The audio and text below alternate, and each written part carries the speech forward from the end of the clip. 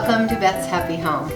It's Christmas time and I'm trying to think of something a little bit different to give to my neighbors as their little treat that I always give at Christmas time. And I have a great idea, I think.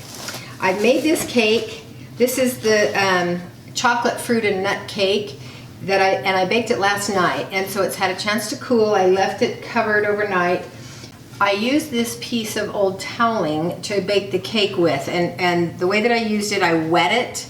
It's just a strip that I cut from an old ugly towel. And once it's good and wet, I wrap it around the sides of the pan and I pin it into place. When it's wet, it sticks better than it will when it's dry. And pin it with a safety pin, and that keeps the cake from doming as much. It allows the sides to stay cooler so that they don't bake as fast as they ordinarily would. And so you can see I got a nice flat cake. This recipe, if you've looked at the other video on my website, is a very heavy cake, and it's full of fruits and nuts, and I even added additional fruits. I added some dried dates, and I added extra nuts also. I added some pecans and walnuts. I think it calls for one or the other. So the way I'm going to use this cake, obviously it would be really tricky to fit this into a tin like this, and so I thought that it would work well and be kind of fun to do it like this. And I'm going to use these tins kind of like cookie cutters, and I'm going to fit them in like a puzzle onto this cake. Now you notice the tins are two different sizes so that you're going to be able to get more out of it, because there are some people, we have some single neighbors that don't need the bigger one. They wouldn't even want the bigger one. Okay, I've got them all fit on there. I don't want any of the complete edge on any of the little tins, and so I'm kind of trying to keep them a little bit away from the edge of the cake. Then I'm going to just make an impression using the tin. Push it down as far as I can, but I'm assuming that I'm going to hit some fruit and nuts, and it won't cut all the way through like a cookie cutter would. And sure enough, I am meeting some resistance, but that's what I expected, especially on these large ones. So then lift them off, and then take a knife and cut around them. Cut around the imprints. Alright, I've got them all cut out. Got a few stray crumbs here. I'm not worried about those. I can tidy those up. And even there's a little bit of cake clinging to the edges of the tins. I'll take care of those after I've molded them. So now they should just slip right down through the cake because it's already been cut. And you push it all the way down so that it's nice and flat on the bottom.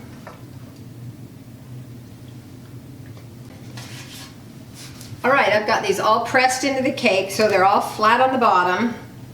And now I'm going to flip them out and into their tins.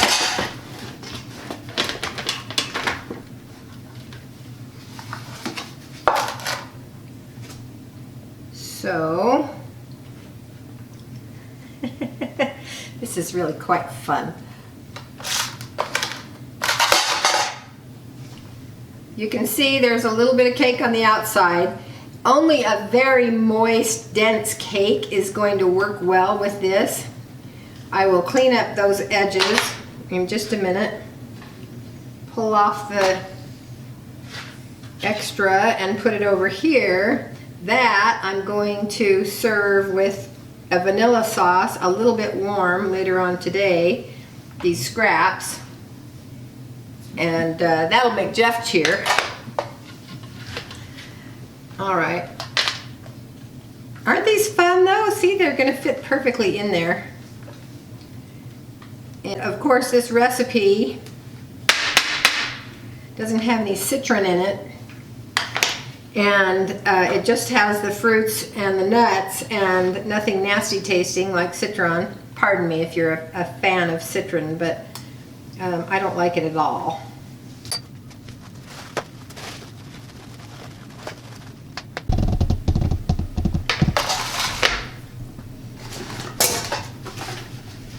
Now, just to give it a little bit of an extra finishing touch,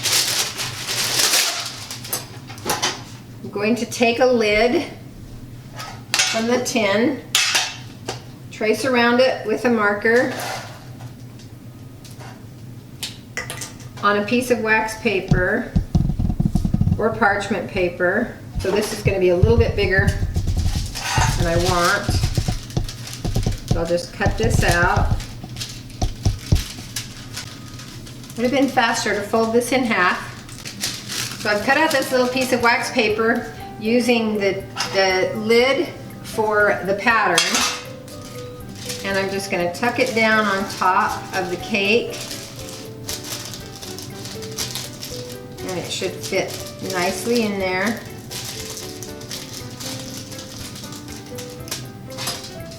And then one more white of the outer edge. Actually, I will probably do it twice because once the tin is on. There you go. I'm going to put a little bow on it, open it up, and it's a cake that is perfectly formed to your tin. What a nice little Christmas gift. Thanks for watching.